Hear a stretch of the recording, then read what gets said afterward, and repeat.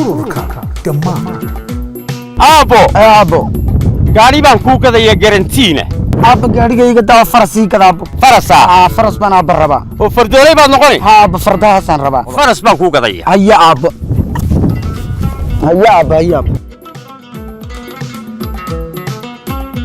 وانا بريء بالخير